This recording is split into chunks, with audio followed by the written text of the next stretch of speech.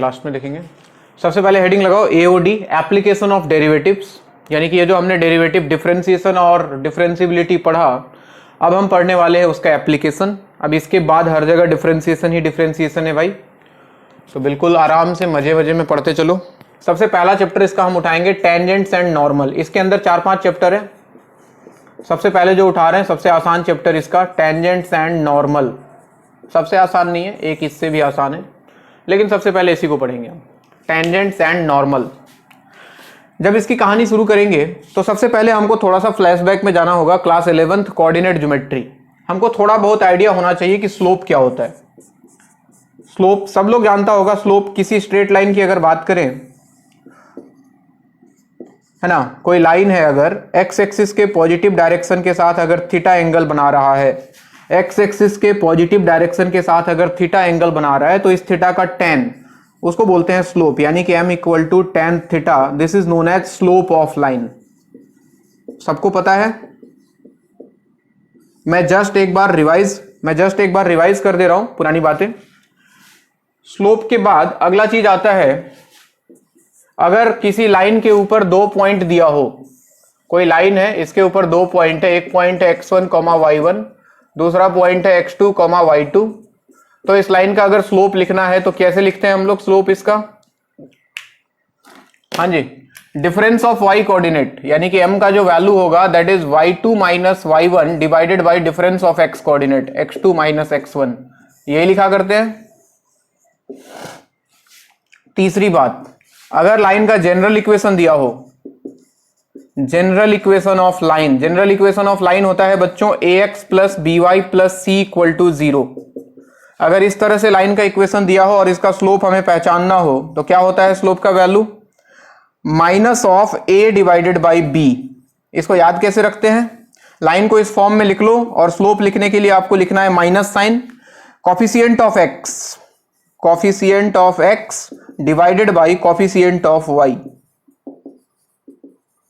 यानी कि अगर जनरल इक्वेशन लाइन का दिया हो तो वहां स्लोप का वैल्यू होता है माइनस ऑफ x का कॉफिशिएंट डिवाइड बाई y का कॉफिशिएंट। फटाफट नोट करते जाओ, पुरानी चीजें हैं, बस मैं याद दिला रहा हूं एक बार, क्लास 11 का चीज है ये, ताकि तुमको पुरानी बातें एक बार याद आ जाए। क्योंकि हमें इस पूरे चैप्टर में, यानी कि इसके बाद जब भी जाओ स्लोप ऑफ टेंजेंट आएगा, कभी स्लोप ऑफ नॉर्मल आएगा, उसके बाद equation of tangent, equation of normal, तो यही सारी कहानी चलने वाली है।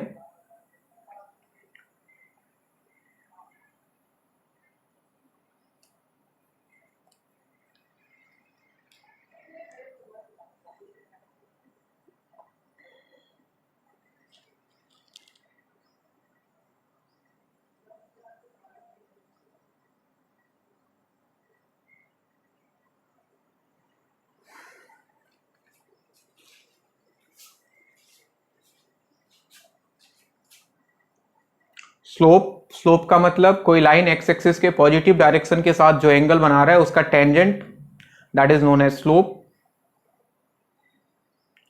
इफ लाइन पे अगर 2 पॉइंट पता हो then slope will be difference of y coordinate divide by difference of x coordinate. General equation line का पता हो ax plus by plus c equal to 0, तो स्लोप होता है minus of a divided by b। और एक slope intercept form में अगर लाइन हो, स्लोप इंटरसेप्ट फॉर्म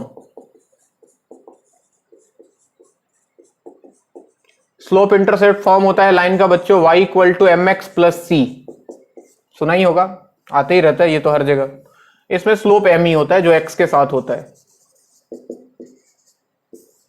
ये इसको बोलते हैं स्लोप।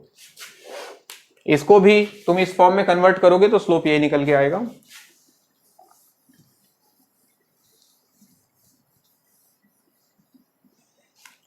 हाँ जी, नेक्स्ट बातें हैं equation of line. Equation of line, अगर किसी लाइन के ऊपर एक पॉइंट दिया हो बच्चों, कोई पॉइंट है इसके ऊपर जिसका कोऑर्डिनेट x1, y1, और इसका स्लोप दे दे कि इस लाइन का स्लोप जो है वो m है, तो इसका इक्वेशन क्या होगा? पढ़ा होगा, y minus y coordinate equal to m into x minus x1, पढ़ा है ना? नहीं पढ़ा तो आज पढ़ लो। कभी भी किसी लाइन के ऊपर एक पॉइंट पता लग जाए और उस लाइन का स्लोप पता लग जाए, स्लोप मतलब एक्स एक्सिस के पॉजिटिव डायरेक्शन के साथ जो एंगल बना रहा है उसका tan अगर पता लग जाए तो इक्वेशन होता है लाइन का y minus y coordinate equal to slope into x minus x coordinate given point का।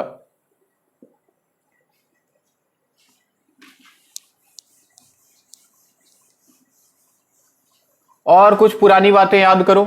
अगर दो लाइन दिया हो, मान लो इसका स्लोप m1 है, इसका स्लोप m2 है और दोनों के बीच का एंगल थीटा हो, तो तुमने फॉर्मूला पढ़ा होगा एक tan थीटा का।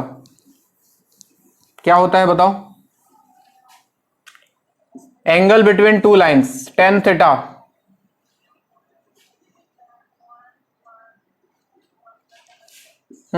m1 minus m2 divided by 1 plus m1 into m2। अगर स्लोप पता हो तो बाहर प्लस माइनस लगा देते हैं। थीटा का दो वैल्यू आता है, एक इधर आता है एक इधर आता है, तो एक पॉजिटिव आएगा tan थीटा, एक के लिए निगेटिव आता है। तो this is angle between two lines. If slope of two lines are known m1 and m2 then tan theta equal to plus minus m1 minus m2 divide by 1 plus m1 m2। इसमें condition भी पढ़ा होगा, अगर theta zero हो जाए, theta zero यानी कि lines are parallel, lines are parallel, अगर थीटा जीरो हो जाए तो m1 इक्वल टू m2 आ जाता है कि नहीं? और दूसरा एक और कंडीशन पढ़ा होगा, अगर थीटा 90 डिग्री हो जाए यानी कि लाइंस परपेंडिकुलर हो जाए, क्या आता है condition? m1 multiplied by m2 equal to -1, यानी कि दोनों लाइन के स्लोप का प्रोडक्ट -1 हो जाता है। यानी कि अगर एक लाइन का स्लोप पता है तो दूसरे लाइन का स्लोप निकालने के लिए -1 by slope of known line, m2 equal to -1 by m1 या फिर m1 equal to -1 by m2। यानी कि दो लाइन अगर परपेंडिकुलर है और अगर एक लाइन का स्लोप पता है तो दूसरे लाइन का स्लोप हम निकाल सकते हैं, उसका रेसिप्रोकल ले लो और एक माइनस साइन लगा दो, बहुत सिंपल। रेसिप्रोकल लेके माइनस साइन अप्लाई कर दो, निकल जाएगा।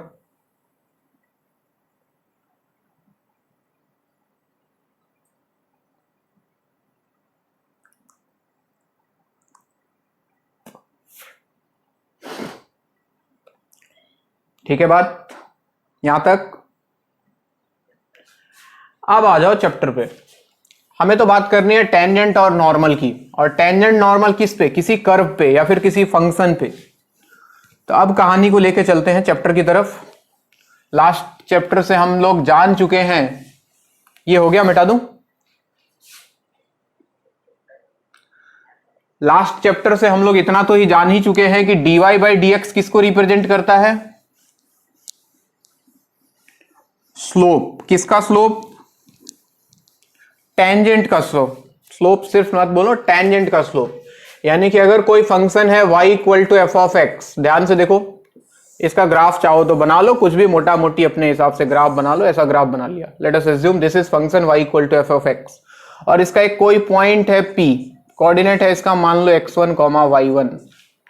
तो कोई बोले कि इस पॉइंट पे अगर dy बाई dx निकाले तो वो क्या रिप्रेजेंट करेगा? अगर हमने इसको डिफरेंशिएट किया, हमने निकाला dy बाई dx का वैल्यू जो कि हमको मिल गया f डैश x, ठीक। और इस dy बाई dx में ये पॉइंट p पुट कर दें, dy बाई dx में अगर ये पॉइंट p पुट कर दें तो what is this? What is this? This is slope of tangent, tangent to curve, given curve at point P। बात समझ में आ रही है? मतलब सर क्या बोलना चाह रहे हो आप? यानी कि इस पॉइंट पे, इस कर्व के ऊपर एक टेंजेंट ड्रॉ करो। टेंजेंट का मतलब एक लाइन जो इस कर्व को इस पॉइंट पे छू के चला जाए, इसको बोलते हैं टेंजेंट टू दिस कर्व। इस टेंजेंट का स्लोप को रिप्रेजेंट करेगा ये हम पिछले चैप्टर में पढ़ चुके हैं। स्लोप का मतलब अगर ये एक्स एक्सिस के साथ थीटा एंगल बना रहा है तो इसका टेंजेंट यानी कि tan थीटा, यानी कि इस कर्व का अगर स्लोप, यानी कि इसको अगर मैं बोल दूं m टेंजेंट जो होगा वो किसके बराबर होगा बच्चों? इसका स्लोप जो होगा वो dy बाई dx, यानी कि इस कर्व का dy बाई dx, और उसमें ये पॉइंट पुट कर दो, यानी कि dy by dx at the point P। ये हमको मिल जाएगा स्लोप ऑफ टेंजेंट। बोलो मिल जाएगा क्या? इस टेंजेंट का स्लोप मिल गया, कुछ नहीं करना था, dy बाई dx निकाल के ये पॉइंट पुट कर देना था, हमको इस पॉइंट पे जो टेंजेंट है उसका स्लोप मिल गया। अब टेंजेंट का स्लोप मिल गया, स्लोप मिल गया, और टेंजेंट के ऊपर एक पॉइंट पहले से पता है, देखो px1 y1, ये पॉइंट जो है टेंजेंट के ऊपर ही लाई कर रहा है ना, तो क्या मैं इक्वेशन ऑफ टेंजेंट नहीं लिख सकता? ये लाइन ही तो है, इक्वेशन ऑफ टेंजेंट का मतलब क्या? इक्वेशन ऑफ स्ट्रेट लाइन, और स्ट्रेट लाइन का इक्वेशन निकालने के लिए दो चीज चाहिए होता है बच्चों, एक तो पॉइंट दिखाई दे रहा है और दूसरा इसका स्लोप निकाल लिया, तो इसका टेंजेंट का इक्वेशन आ जाता y minus y1 is equal to m tangent, m tangent का मतलब dy by dx at point p into x minus x1। बोलो किसी को कोई दिक्कत? y minus y1 equal to m into x minus x1, ये हो गया टेंजेंट का स्लोप, और x1 y1 गिवन था। अब कहानी आता है नॉर्मल का। नॉर्मल में क्या होता है, देखो डायरेक्ट नॉर्मल ड्रॉ नहीं करते हैं, सबसे पहले टेंजेंट ड्रॉ कर लिया। अब इस पॉइंट पे एक लाइन ड्रॉ करो जो इस लाइन के परपेंडिकुलर हो और इस पॉइंट से पास करे, यानी कि इस लाइन के टेंजेंट के परपेंडिकुलर एक लाइन जो कि सेम पॉइंट से पास कर रहा है, इसको बोलते हैं normal to this curve at this point P। अब जरा बताओ, क्या ये टेंजेंट और ये नॉर्मल आपस में परपेंडिकुलर है? अगर परपेंडिकुलर है और हमें टेंजेंट का स्लोप पता है, तो क्या हम नॉर्मल का स्लोप लिख सकते हैं? Slope of normal at P, at point P, यानी कि m नॉर्मल जो होगा, m नॉर्मल, क्या उसका value minus one by d Y by D x के बराबर हो जाएगा? क्योंकि दोनों परपेंडिकुलर है, m1 into m2 minus one होना चाहिए था, तो नॉर्मल का स्लोप हो गया minus one by slope of tangent, तो ये बन गया नॉर्मल का स्लोप, और नॉर्मल का स्लोप निकल गया, और नॉर्मल भी उसी पॉइंट से पास कर रहा है, तो क्या मैं नॉर्मल का इक्वेशन लिख सकता हूं? पॉइंट पता है और इसका स्लोप पता है, तो इक्वेशन ऑफ नॉर्मल क्या आ जाता भाई? इक्वेशन ऑफ नॉर्मल हो जाता y माइनस, पॉइंट तो सेम ही था, तो y minus y1 equal to m normal का वैल्यू हो गया minus one by d Y by D x at point P into x minus x1। This is equation of normal. तो कुल मिला के सबसे पहले क्या किया, y equal to F x, जो भी फंक्शन है उसको डिफरेंशिएट करो और उसमें गिवन पॉइंट पुट कर दो, टेंजेंट का स्लोप मिल गया, टेंजेंट का स्लोप मिल गया, पॉइंट पता था ही, इक्वेशन ऑफ टेंजेंट मिल गया, टेंजेंट का स्लोप पता था, वहां से नॉर्मल का स्लोप निकल गया minus one by slope of tangent, और नॉर्मल का स्लोप पता लग गया, पॉइंट पता था ही, उस पॉइंट पे नॉर्मल का इक्वेशन निकल गया। बात समझ में आया? नोट करो फटाफट।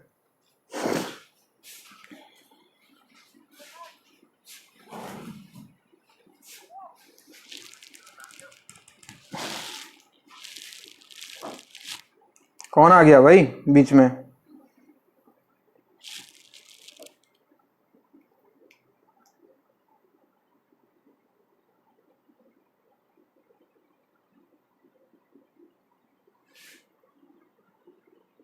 तो मैक्सिमम टाइम तो हमें tangent of slope of tangent, slope of normal, equation of tangent, equation of normal, इन्हीं के आसपास घूमना है।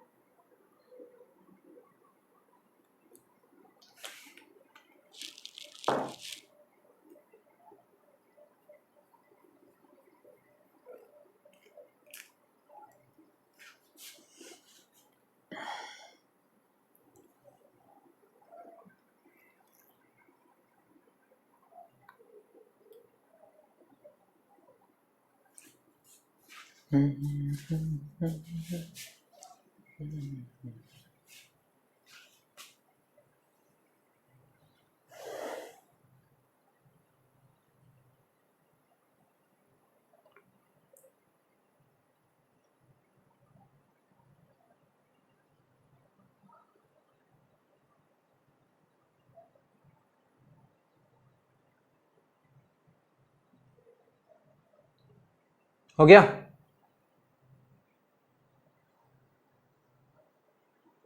नेक्स्ट हेडिंग लगाओ।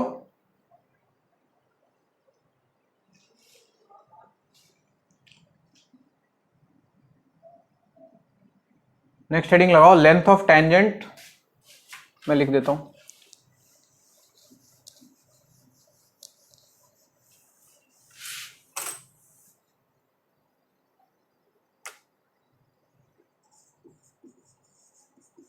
लेंथ ऑफ टेंजेंट कॉमा सब टेंजेंट कॉमा नॉर्मल कॉमा सब नॉर्मल।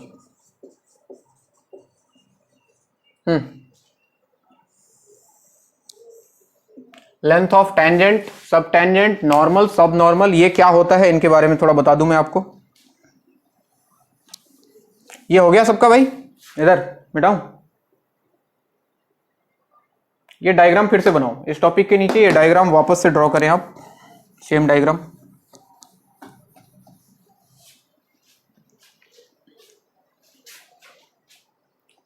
चार चीजें आती हैं, length of tangent, length of सब tangent, length of normal, length of सब नॉर्मल। कौन क्या है, कैसे निकालते हैं, बारी बारी से डिस्कस कर लेता हूं मैं। बहुत सिंपल चीज है, कुछ कॉम्प्लिकेटेड नहीं है।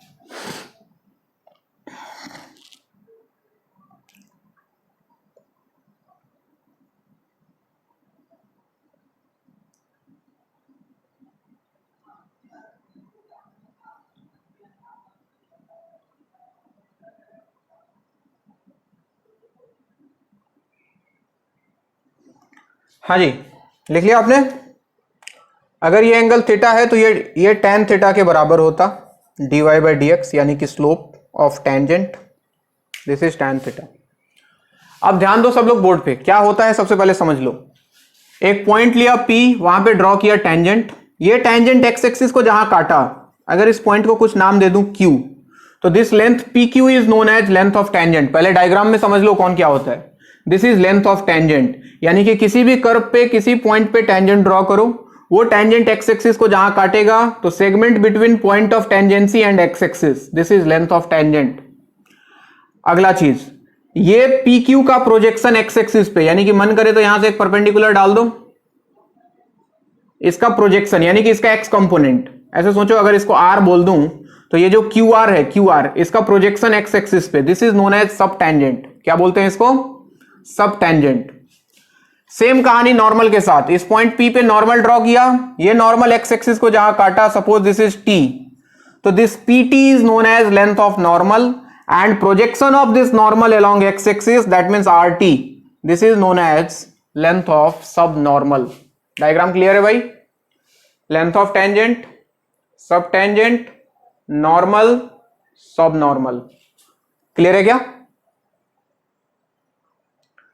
चलो इनका डेफिनेशन लिख लो सबसे पहले ताकि फ्यूचर में याद रहे।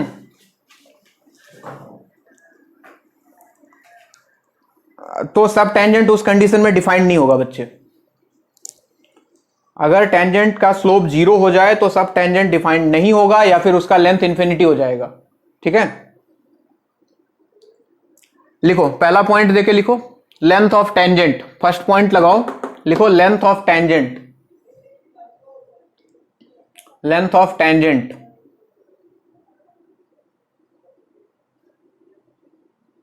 इसमें लिखो the segment of the tangent, length of tangent में लिखा जाए the segment of the tangent between point of tangency and x axis, the segment of the tangent between point of tangency and x axis, segment of the tangent between point of tangency and x axis। Second point, इनका formula derive कराऊंगा मैं, पहले definition लिख लेते हैं। Second point में लिखो length of सब टेंजेंट, लेंथ ऑफ सब टेंजेंट, लेंथ ऑफ सब टेंजेंट बोलूं,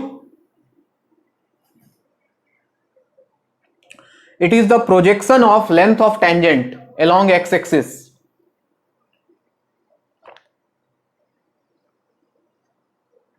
it is the projection of it is the projection of length of tangent along x-axis. Projection of length of tangent along x-axis.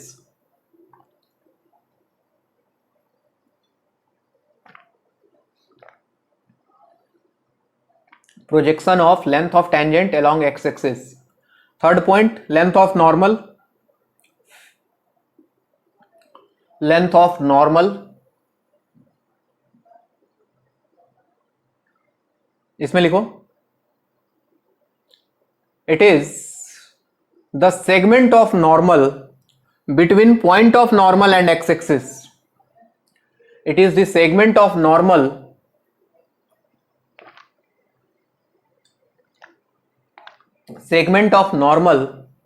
Between point of normal and x axis. segment of normal between point of normal and x-axis. Segment of normal between point of normal and x-axis. हो गया?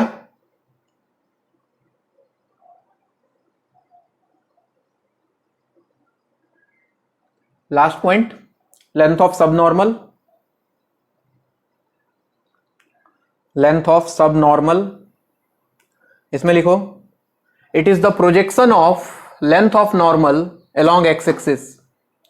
It is the projection of length of normal along x-axis.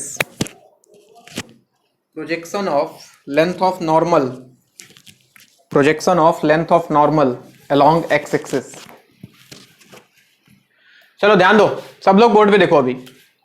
Triangle QPR. Triangle QPR.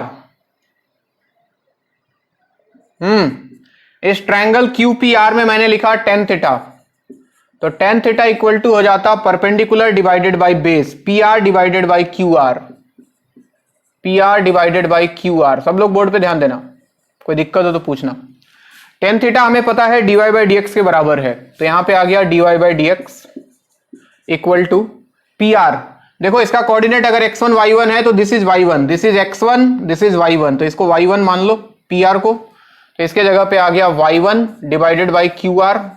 और ध्यान से देखो तो QR ही कौन है? QR is length of सब टेंजेंट. दिखाई दे रहा है बोर्ड पे सबको? ये टेंजेंट था तो ये सब टेंजेंट था, तो यहां से QR निकल गया. QR का मतलब लेंथ ऑफ सब tangent, ST, length of ST for सब टेंजेंट. तुम लोग फुल फॉर्म लिख लेना, इसका वैल्यू आ जाएगा, इसको उधर भेज दो तो y1 divided by dy by dx. इसका मॉड लगा देते हैं, लेंथ की बात कर रहे हैं, निगेटिव नहीं होना चाहिए. सो लेंथ ऑफ सब टेंजेंट का फॉर्मूला होता है बच्चों y1 divided by dy by dx. देखते रहना. इसी ट्रायंगल में ये राइट एंगल ट्रायंगल है, so I can write PQ square is equal to QR square plus PR square. QR square plus PR square, because this is a right angle triangle. And what is PQ? PQ is length of tangent. तो अगर PQ का value मैं निकालूं, this is LOT, length of tangent, तो इधर से square हटके इधर रूट लग जाएगा. अंडर रूट में QR स्क्वायर, QR का वैल्यू हमने अभी अभी निकाला है y1 by dy by dx. इसका होल स्क्वायर कर दोगे तो y1 square divided by dy by dx का होल स्क्वायर प्लस PR को y1 बोला है, तो ये बन गया बच्चों y1 स्क्वायर. ठीक, इसको थोड़ा सा इधर लेके आता हूं, मैं ये वाला जगह यूज कर रहा हूं. हाँ जी, तो यहां से आप देखो PQ का वैल्यू कितना आ गया. PQ मतलब लेंथ ऑफ टेंजेंट कितना आ गया. अंदर से काम कर रहा हूं, y1 square by dy by dx whole square common लिया. ध्यान से देखना, अंदर से ये पूरा टर्म कॉमन ले रहा हूं, तो ये बाहर आके बन जाता y1 by dy by dx. Root के अंदर क्या बचता बताओ? यहां तो बचता 1 प्लस यहां से y1 स्क्वायर तो निकल ही जाता. अब divided by 1 by dy by dx whole square, ऊपर जाके बन जाता dy by dx whole square, तो यहां पे आ जाता dy बाई dx का होल स्क्वायर. और बाहर इसमें मॉड फिर से लगा दो, ये निगेटिव नहीं होना चाहिए. तो this is formula for length of tangent, यानी कि जो सब टेंजेंट का फॉर्मूला था वो बाहर रहेगा. अंडर रूट में एक 1 plus dy by dx whole square और आ गया. बात समझ में आया? नोट करो. फिर बाकी दोनों को लिखें।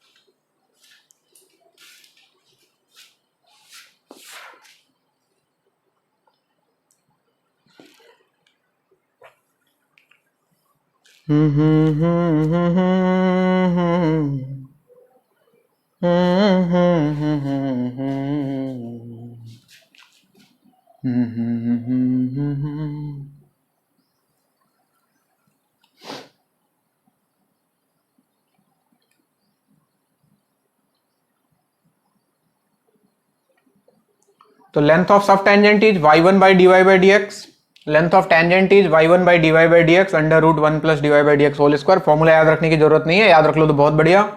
1 मिनट का काम है डायग्राम बना के डिराइव करना।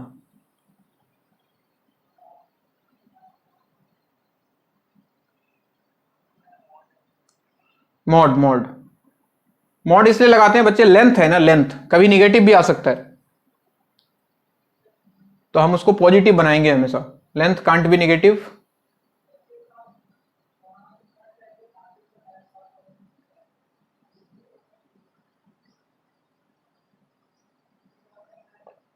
हो गया?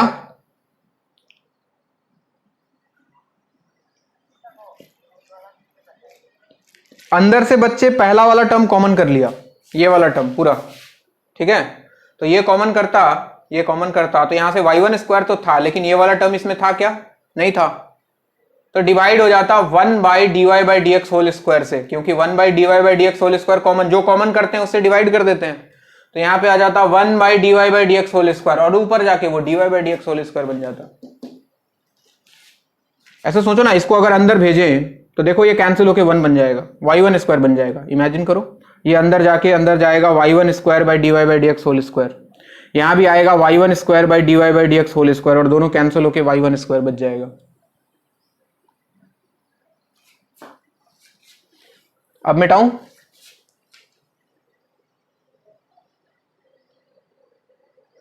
सबका हो गया?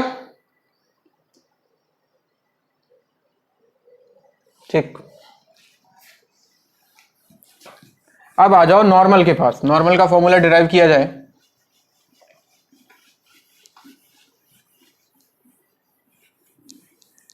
हाँ जी, देखो जरा डायग्राम में ध्यान देना। ये एंगल थीटा, ये 90 था, तो क्या ये एंगल 90 माइनस थीटा होता? ये 90 माइनस थीटा, और ये पूरा 90 है, क्योंकि ये नॉर्मल है, ये टेंजेंट है, ये पूरा 90 है, ये 90 माइनस थीटा, तो क्या ये एंगल वापस से थीटा हो जाता? होता? ये थीटा, ये 90, ये 90 माइनस थीटा, और ये पूरा 90 था, तो ये 90 माइनस थीटा, तो ये वाला थीटा। अब ट्रायंगल पकड़ा, ट्रायंगल पीटीआर, ट्रायंगल पीटीआर या पीआरटी जो मन करे लिख लो। इस ट्रायंगल में वापस से लिख रहा हूं tan theta, tan theta equal to perpendicular divide by base RT divide by PR, RT divide by PR।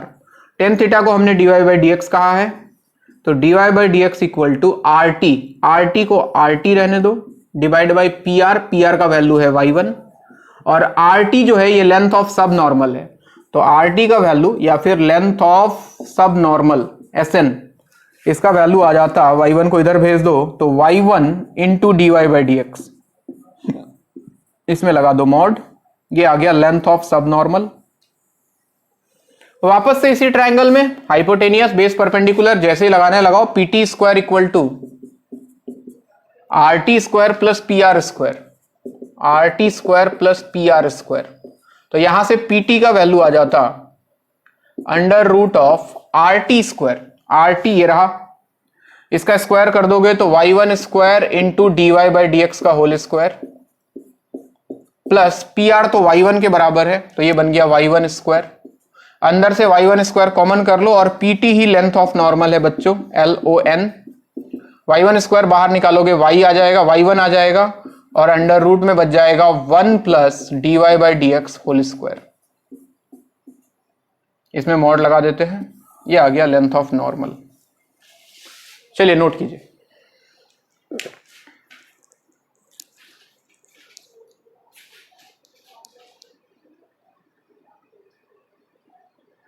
किसी को कोई दिक्कत है तो पूछ सकता है समझने में, वैसे बहुत आसान चीज है।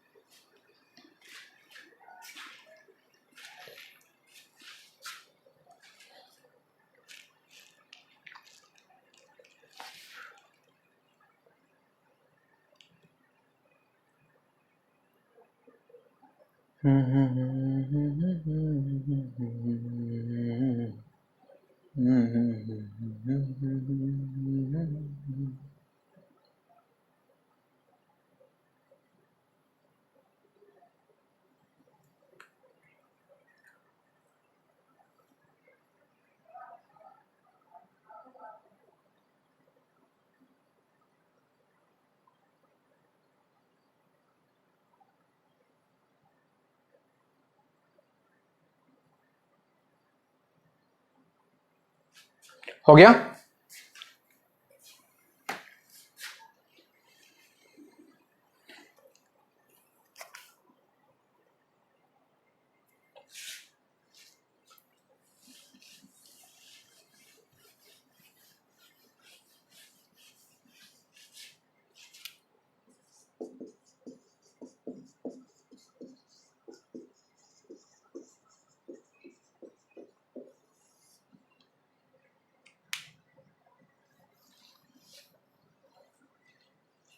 नेक्स्ट हेडिंग लगाओगे आप angle between two curves.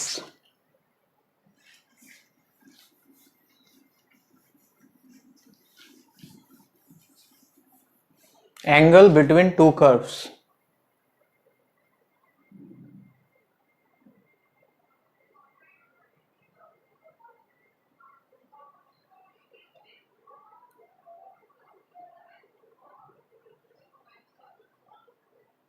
Done?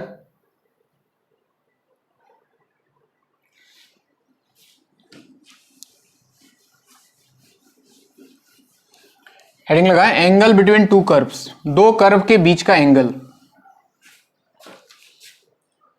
सबसे पहले तो एक चीज दिमाग में बिठा लो कि एंगल हमेशा लाइन के बीच में होता है। Angle is defined always between two lines, not between curves. Curves के बीच में एंगल होता ही नहीं है। फिर भी अगर कोई पूछे कि दो कर्व के बीच के एंगल का मतलब क्या है, तो मतलब कुछ और है। जैसे ये कर्व है, मान लो y equal to F X, और ये कर्व है बच्चों y equal to G X. दोनों का इंटरसेक्शन पॉइंट ढूंढो। सपोज दिस इज P, ठीक है, P। अब क्या करते हैं, इन दोनों कर्व के बीच का एंगल, यानी कि ये एंगल ले लिया ना, इस पॉइंट पे ड्रॉ करो दोनों कर्व के ऊपर टेंजेंट, यानी कि इस वाले कर्व के ऊपर टेंजेंट और इस वाले कर्व के ऊपर टेंजेंट। इन दोनों टेंजेंट्स के बीच का जो एंगल होता है that is known as angle between two curves. So इसका मतलब क्या है, angle between two curves means angle between their tangents at their point of intersection. बात समझ में आ रही है? तो लिख लो, लिख लो। Angle between two curves means angle between two curves means the angle between their tangents at their point of intersection. Angle between tangents at their points of intersection. Angle between tangents at their point of intersection.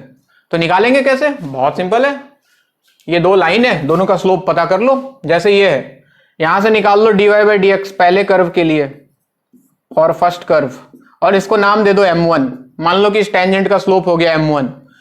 इस वाले curve के लिए निकाल लो dy by D x दूसरे curve के लिए, ठीक है, और इसको नाम दे दो कुछ m2।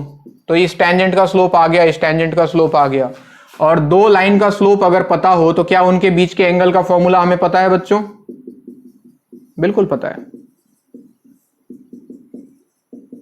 बस इसका यूज कर देंगे, आंसर निकल के आ जाएगा जो भी एंगल होगा। चलो ये कहानी था थ्योरी का। अब सवाल करेंगे हम लोग, नोट करो इसको फटाफट और क्वेश्चन लिखो।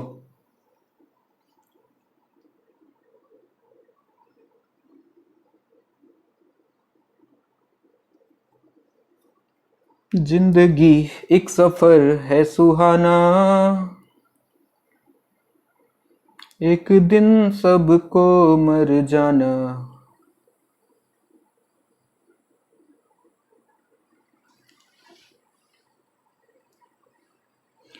इंसान इतना दिन जीता है किस लिए? मरने के लिए, क्योंकि एक दिन उसको मरना है। क्या घटिया फिलॉसफी है ना जिंदगी का भी। पैदा हो, पढ़ना स्टार्ट करो, पढ़ते रहो, स्ट्रगल करो जिंदगी में, मेहनत करो और एक दिन मर जाओ। वाह रे जिंदगी, शाबाश। तुम लोग को कभी कभी सोच के अजीब नहीं लगता ये सब?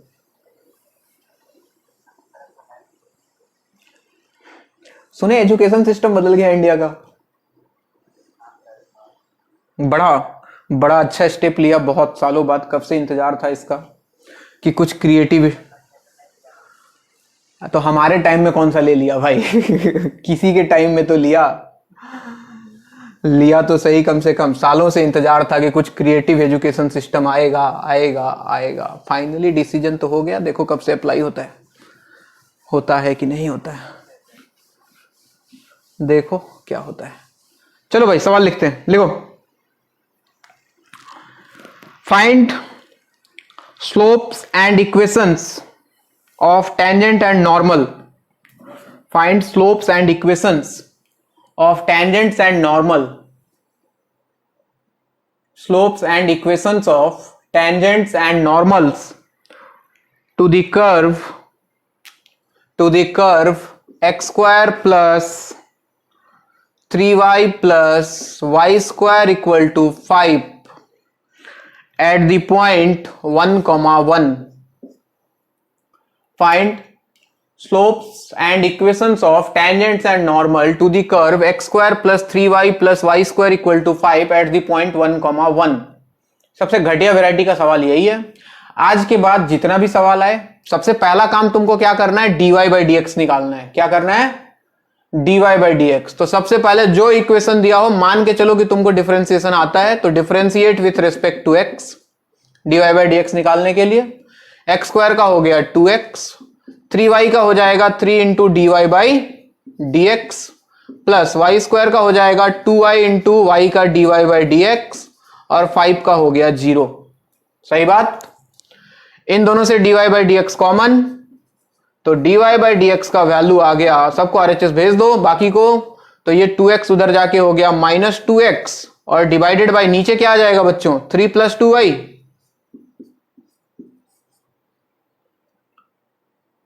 सही लिखा है। अब कोई डिफरेंशिएशन मत पूछ लेना कि सर y का dy बाई डी एक्स कैसे हो गया, मारूंगा पकड़ के अभी डिफरेंशिएशन पूछा तो। अब dy बाई डी एक्स निकालने के बाद m टेंजेंट मिल गया बच्चे। m टेंजेंट क्या हो जाएगा? इस dy बाई डी एक्स में ये वाला पॉइंट पुट कर दो 1, 1 पुट करो, x के जगह 1, y के जगह 1। यानी कि अगर इसको P नाम दे दें तो m टेंजेंट का मतलब है इस dy बाई डी एक्स में वो गिवन पॉइंट P पुट कर देना, यानी कि -2 इंटू एक्स के जगह 1 divide by 3 plus 2 into Y के जगह 1, तो ये वैल्यू बन गया -2 divide by 5। This is slope of tangent, और स्लोप ऑफ टेंजेंट निकल गया तो इक्वेशन ऑफ टेंजेंट भी आ जाएगा। कितना आ जाएगा इक्वेशन ऑफ टेंजेंट बच्चों? y माइनस y1 यानी कि 1 equal to -2/5 into x minus x coordinate is again 1। तो इसको सॉल्व कर लेना। ये सॉल्व करने के बाद कुछ निकल के आएगा 2x प्लस 5y, और इधर आके बनता -5 और उधर से आता -2, -7 इक्वल टू 0। ऐसा कुछ इक्वेशन ऑफ टेंजेंट आ जाएगा। और टेंजेंट का स्लोप निकल चुका है, तो क्या नॉर्मल का स्लोप भी हमें दिखाई दे रहा है बच्चों? -1 बाई टेंजेंट का स्लोप यानी कि -2/5, यानी कि वैल्यू आ गया 5/2 नॉर्मल का स्लोप। और इक्वेशन ऑफ नॉर्मल इसके बाद अपने को मिल जाने वाला है, and that will be nothing but very simple, y minus point तो वही है 1, m नॉर्मल हो गया 5/2, into x minus x coordinate is 1, तो ये कुछ बनेगा 5x माइनस 2y माइनस 2 उधर जाके +2 माइनस 5 +2 -3 इक्वल टू 0। ये नॉर्मल का स्लोप इक्वेशन। बोलो भाई कोई दिक्कत किसी को?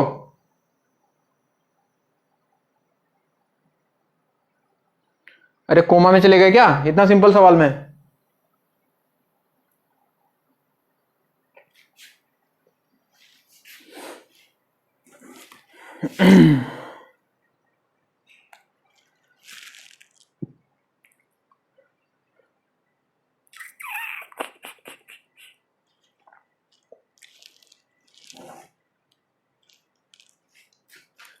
चलो अगला सवाल।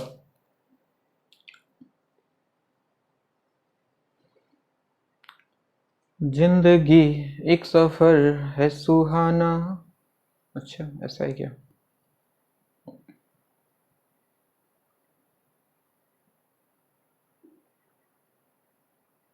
बोलूं? लिखो the slope of tangent to the curve, the slope of tangent to the curve 2y square equal to ax square plus b. Slope of tangent to the curve 2y square equal to ax square plus b at the point 1 comma minus 1, at the point 1 comma minus 1 is minus 1। फिर से बोल रहा हूं, the slope of tangent to the curve 2y square equal to ax square plus b at the point 1 comma minus 1 is minus 1, then find the value of a and b, then find the value of a and b। यानी कि इस curve के इस point पे जो tangent है उसका slope दे दिया है इस बार, तो आपको ये जो दो अननोन दिख रहा है उसका वैल्यू निकालना है। तो सबसे पहला इक्वेशन कहां से आएगा बच्चों? क्या ये पॉइंट इस कर्व का पॉइंट है? सबसे पहले तो दिमाग में ये लगाओ कि ये जो कर्व है कैसा है, कौन जानता है कैसा है। इसका एक पॉइंट है 1 कॉमा माइनस 1 और यहां पे जो टेंजेंट है उसका स्लोप दिया हुआ है -1। ये कहानी है। तो क्या ये पॉइंट कर्व का पॉइंट है? सबसे पहले ये तो बताओ, है ना? तो सबसे पहले ये जो पॉइंट है इस कर्व को सेटिस्फाई करेगा, वहां से एक इक्वेशन आपको मिल जाएगा। यानी कि इस कर्व में x के जगह 1 पुट कर दो, जहां y है वहां -1 पुट कर दो। करो तो 2 into -1 square equal to a into 1 square plus b। तो एक इक्वेशन तो यहीं से आ गया, 2 equal to a plus b, पहला इक्वेशन। अब आ जाओ नॉर्मल स्लोप के पास, 2y square equal to ax square plus b, differentiate करो विथ रिस्पेक्ट टू x। हमें टेंजेंट के स्लोप के पास जाना है, तो 2y स्क्वायर का हो गया 4y इंटू y का dy by D X equal to ax square का हो गया 2ax, b कांस्टेंट है 0। तो यहां से dy बाई डी एक्स आ गया बच्चों 2ax डिवाइडेड बाई 4y, 2 से गया 2, यानी कि ax डिवाइडेड बाई 2y। और हमने बताया अगर dy बाई डी एक्स में वो पॉइंट पुट कर दें तो हमें स्लोप ऑफ टेंजेंट मिल जाता है। तो स्लोप ऑफ टेंजेंट आ जाता a इंटू एक्स के जगह पे 1 डिवाइडेड बाई 2 इंटू वाई के जगह पे -1, यानी कि ये वैल्यू आ गया -a/2। बोलो यहां तक किसी को कोई दिक्कत? स्लोप ऑफ टेंजेंट आ गया -a/2 और स्लोप ऑफ टेंजेंट गिवन था कि -1 होना चाहिए था, तो इसके जगह -1 रख दो। -1 इक्वल टू -a/2, माइनस ने माइनस को मारा, a का वैल्यू आ गया 2 और a का वैल्यू 2 इस इक्वेशन में रख दें तो b साफ साफ दिख रहा है कि 0 होना चाहिए। क्या सबको दिखाई दे रहा है क्या हुआ सवाल में?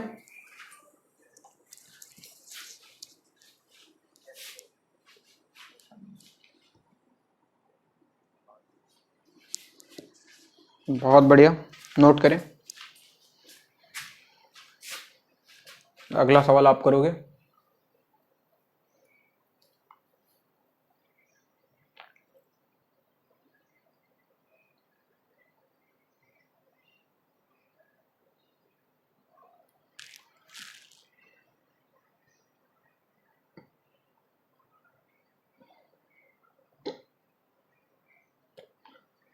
जिंदगी जिंदगी जिंदगी।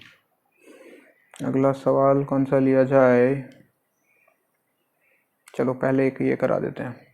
पैरामेट्रिक डिफरेंशिएशन तुम लोग को याद होगा शायद, सबको याद है ना पैरामेट्रिक डिफरेंशिएशन? ठीक,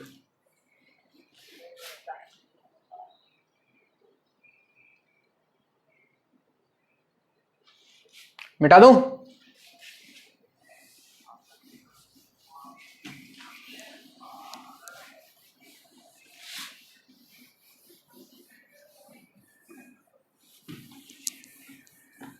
लिखो, parametric equation of a curve are given by, parametric equation of a curve are given by x equal to a cos q theta, comma y equal to a sin q theta. x equal to a cos q theta, y equal to a sin q theta. Find slopes of tangent and normal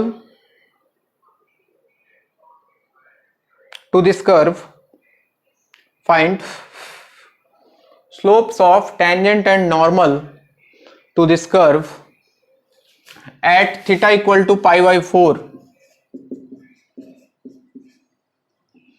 find slopes of tangent and normal to this curve at theta equal to pi by 4, and then also find the equation of tangents and normal, equation of tangent and normal। चलो निकाल दो तो जल्दी से, मैं इसमें कोई help नहीं करूंगा।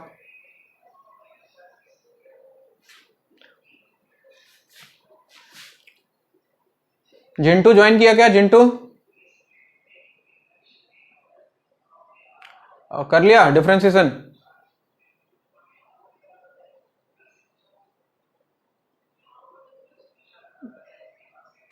ठीक, चलो सबसे पहले dy बाई डी एक्स निकालो, निकालना आता है तुमको, अब बार बार नहीं बताऊंगा मैं। जिनको याद है बहुत अच्छी बात, जिनको नहीं याद है और भी अच्छी बात है, टेंशन ही खत्म। नया एजुकेशन सिस्टम आ रहा है, हम उसके बाद पढ़ेंगे फिर।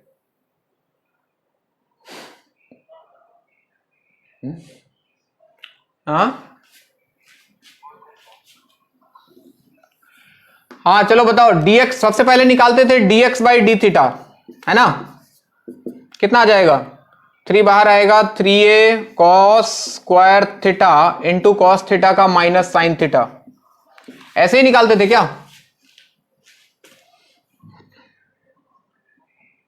फिर निकालते थे dy बाई डी थीटा, दोनों को अलग अलग डिफरेंशिएट कर लेते थे पहले। उसका हो जाएगा 3a sine square theta into sine theta का कॉस थीटा।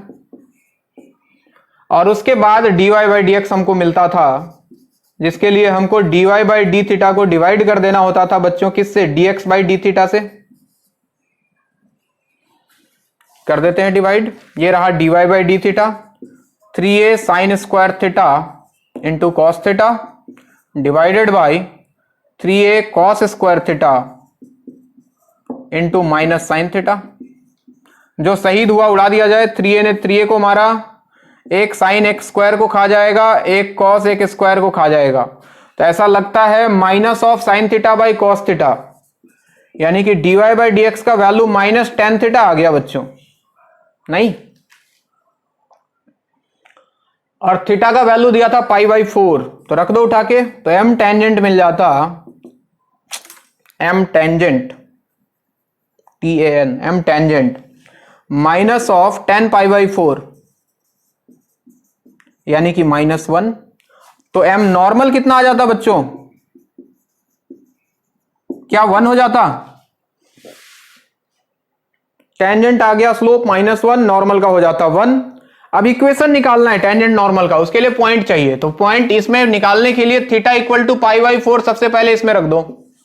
थीटा की जगह पाई बाई 4 रख दोगे तो x का वैल्यू देखो आ जाएगा कितना? a into cos Q pi by 4, and cos pi by 4 is 1 by root 2, 1 by root 2 का whole Q is 1 by 2 root 2, तो x का वैल्यू आएगा a बाई 2 रूट 2 और y का वैल्यू भी आ जाएगा a बाई 2 रूट 2। तो ये बेसिकली पॉइंट का कोऑर्डिनेट आ गया। a by two root two comma A by two root two, ये पॉइंट मिल गया और स्लोप पता था ही अपने को टेंजेंट नॉर्मल का, तो लिख लो equation of tangent y minus y coordinate हो गया a by two root two, y minus Y one equal to m tangent is minus one into x minus x coordinate is a by two root two, और equation of normal हम यहां से लिख लेते वो भी बिल्कुल ऐसा घर जैसा, y minus A by two root two equal to m normal is one into x minus A by two root two. अरे बोलो किसी को कोई कंफ्यूजन?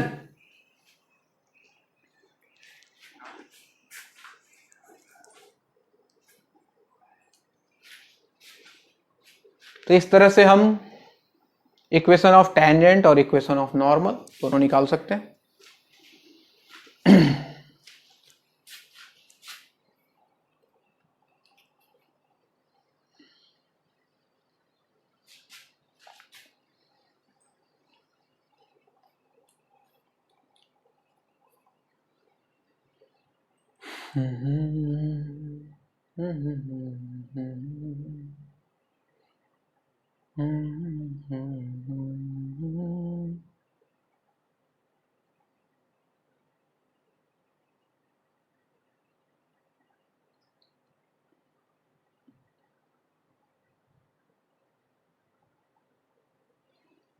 मिटाऊं?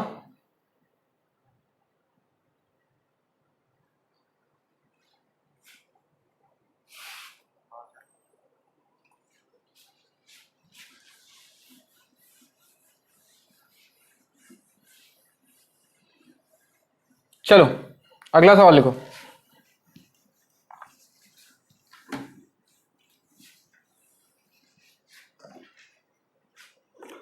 लिखो find the points on the curve, find the points on the curve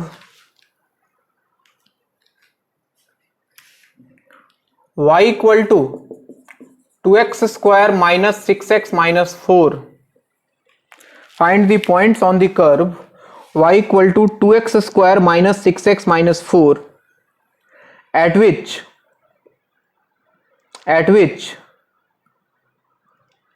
the tangent is parallel to x-axis, at which the tangent is parallel to x-axis. Find the points on the curve y equal to 2x square minus 6x minus 4 at which the tangent is parallel to x-axis. इस curve के ऊपर वो point find करना है जहां पे अगर tangent draw करें तो वो टेंजेंट एक्स एक्सिस के पैरेलल आ जाए। बात समझ में आ रहा है? क्या करना होगा बताओ?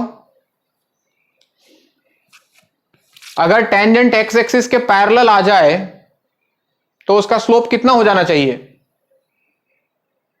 0, क्योंकि एक्स एक्सिस का स्लोप 0 होता है और उसके पैरेलल जो भी लाइन होगा उसका स्लोप 0 होगा। तो कुछ मत करो, सबसे पहले तो इसको डिफरेंशिएट करके तुम टेंजेंट का स्लोप निकालो बच्चे। चलो यहां से सबसे पहले dy बाई डी एक्स आ जाता 4x माइनस 6, और यही है m टेंजेंट। पॉइंट मानने की जरूरत नहीं है, मान लो कि xy पॉइंट है। m टेंजेंट हो गया 4x minus 6। Now according to question this tangent is parallel to x-axis, so m tangent must be equal to 0, यानी कि 4x minus 6 must be 0 and you will get value of x, that is 6 by 4 3 by 2। x coordinate तो निकल गया, अब इसको उठा के इस कर्व में रख दो, y कोऑर्डिनेट निकल जाएगा। तो y का वैल्यू आ जाएगा 2 इंटू 3 बाई 2 का square minus 6 into 3 by 2 plus 4। देखो तो कितना आ रहा है y का वैल्यू, ये हो जाएगा 4, 1 2 कैंसल, तो 9 बाई 2 यहां बचे, कितना?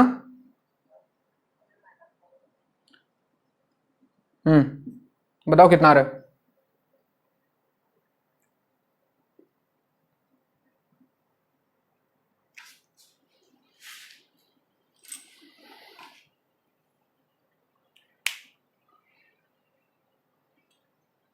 अरे बोलो कितना आएगा?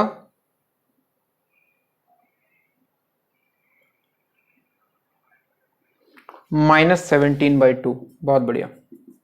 तो ये आपका पॉइंट मिल गया, पॉइंट का कोऑर्डिनेट आ गया 3/2, -17/2।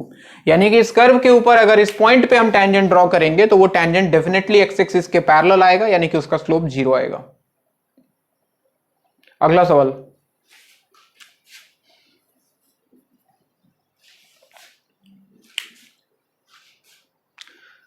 लिखो।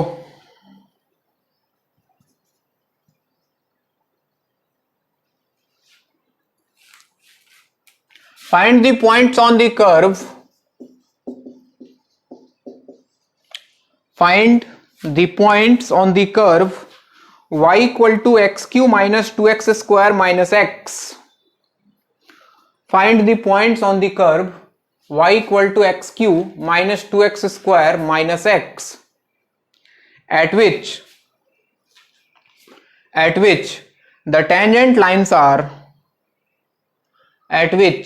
the tangent lines are parallel to the line y equal to 3x minus 2.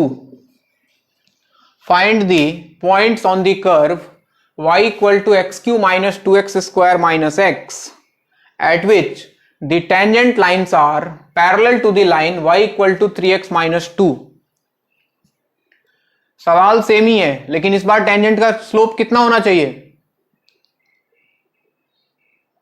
इस लाइन के स्लोप के बराबर। अगर इसके पैरेलल है तो जितना इसका स्लोप उतना ही टेंजेंट का स्लोप, और इसका स्लोप देखो ये y equal to mx plus c form में दिया है, तो स्लोप कितना दिख रहा है? 3। तो वही काम करना है, टेंजेंट का स्लोप निकालो, 3 से इक्वेट करो, वापस उठा के उधर पुट करके निकालना है। चलो सॉल्व करो, फटाफट बताओ पॉइंट क्या आएगा। 2 पॉइंट आएगा इस बार, सॉल्व करके बताएं क्या आएगा।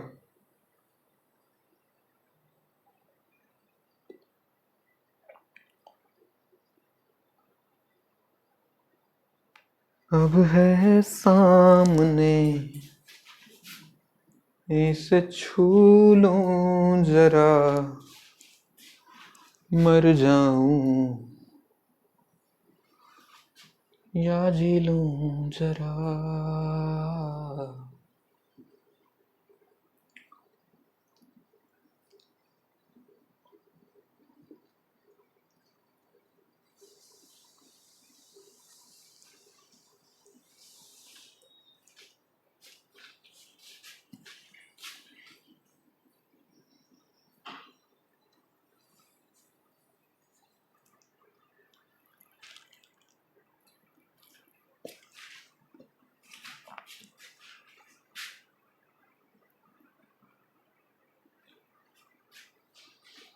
बन गया होगा?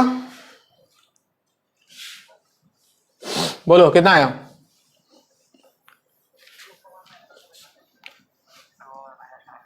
अरे ये तो x का वैल्यू है, y तो बताओ। x का वैल्यू बारी बारी से रखो। ये x का वैल्यू आया ना,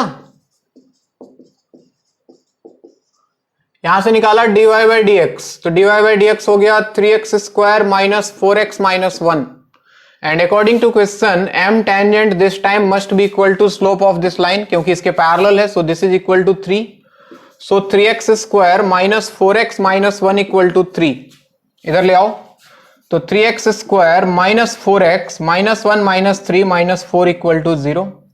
फैक्टराइज ऐसा लग रहा है जैसे हो रहा है -6x plus 2x minus 4 equal to 0। ऐसा लगता है जैसे एक फैक्टर x माइनस 2 बनेगा और एक फैक्टर 3x प्लस 2 बनेगा। यही बना क्या? तो x का वैल्यू 2 और -2/3। पॉइंट का मतलब होता है बच्चे x और y दोनों कोऑर्डिनेट बताना। तो बारी बारी से x का वैल्यू रखो। सबसे पहले x इक्वल टू 2 रखा इधर, तो बताओ y कितना मिलेगा? 8 कैंसल, -2 आ जाएगा। तो एक पॉइंट होगा बच्चों P1, अगर बोल दूं तो 2 -2। पहला आंसर ये है। और एक बार x के जगह पे रख दो -2/3 इसी में, और y बताओ कितना आ रहा है जल्दी।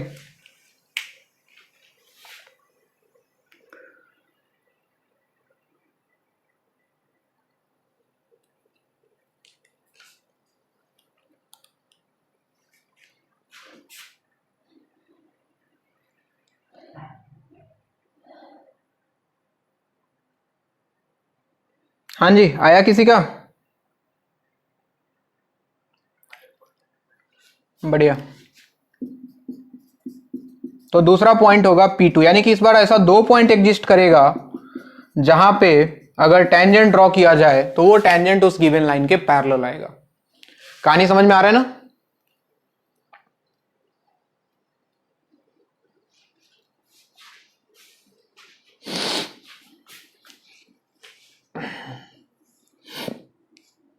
किसी को कोई दिक्कत हो तो बोलना, शर्माना मत। तुम लोग क्या है शर्माओगे, बेशरम आदमी हो तुम लोग। एक और ऐसा ही सवाल है, होमवर्क दे देता हूं, लिखो होमवर्क है एक।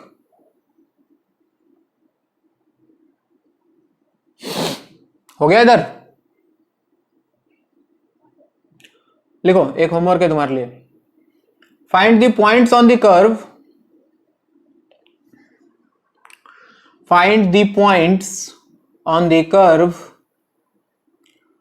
4x square plus 9y square equal to 1।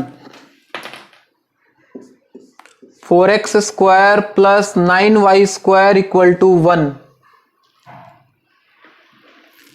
Find the points on the curve 4x square plus 9y square equal to 1 where the tangent lines are, where the tangent lines are perpendicular to the line 2y plus x equal to 0. Find the points on the curve 4x square plus 9y square equal to 1 where the tangent lines are perpendicular to the line 2y plus x equal to 0. Points निकालना इज्जत से, जल्दीबाजी में नहीं।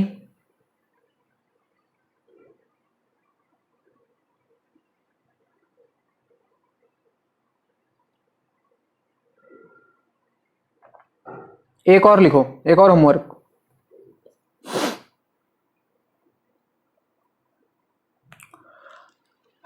बोलूं? Find equation of tangent and normal, find equation of tangent and normal to the curve 16x square plus 9y square equal to 144। Find equation of tangent and normal to the curve 16x square plus 9y square equal to 144 at the point x1 comma y1, at the point x1 comma y1 where x1 is equal to 2 and y1 is greater than 0.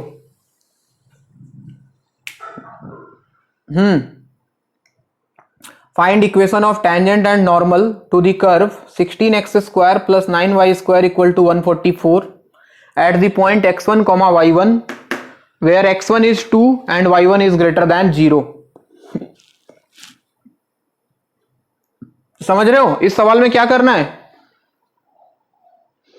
x1 y1 इस curve का point है, तो सबसे पहले इसमें x के जगह x1 रख देना, यानी कि x1 की जगह पे 2 रख देना, तो y का वैल्यू मिलेगा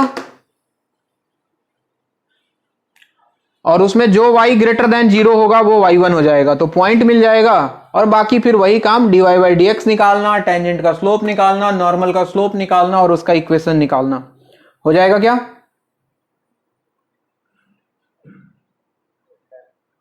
ठीक है, इसके बाद फिर नेक्स्ट क्लास कराऊंगा। चलिए आज के लिए इतना ही। हाँ अब बताओ क्या क्या होमवर्क था, क्या किसका किसी का कुछ डाउट है बताओ, पूछो।